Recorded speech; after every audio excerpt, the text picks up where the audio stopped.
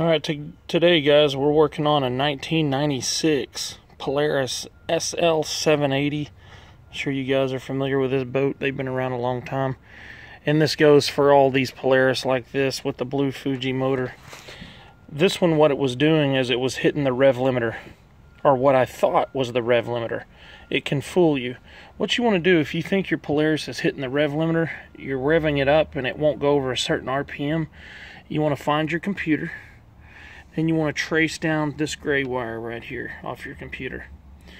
And you want to disconnect that. That is the rev limiter. Then if it still keeps hitting the rev limiter, then you know it's something else.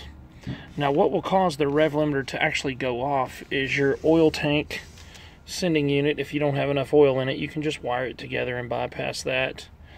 Also your fuel tank sending unit, which you can see we have soldered it together.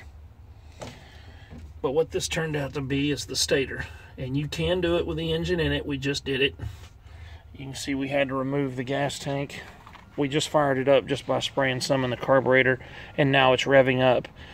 And I will tell you, the trigger coil was ohming out, and it was not correct by the book on the stator. And sometimes, even if you ohm the stator and it is correct, sometimes it can possibly be the stator. But like I said, this one, the trigger coil was supposed to be 90 and it was ohming out at 30. So we put a new stator in, and when you do that, you want to mark your old stator. If somebody's already been messing with it, then just go by the slotted holes that are in the stator and center it on your screws, and always use blue Loctite so it can't vibrate loose. It's underneath the flywheel.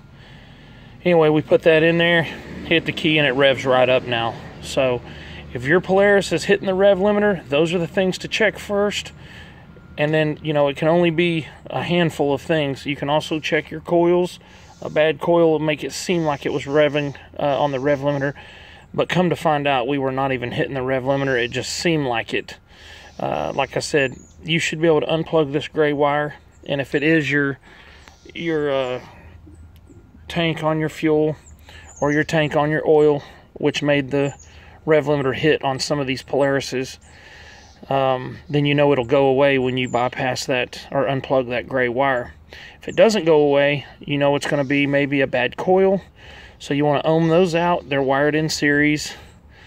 And then like I said, start ohming out that stator, because that's what it was on this one. Hopes that helps.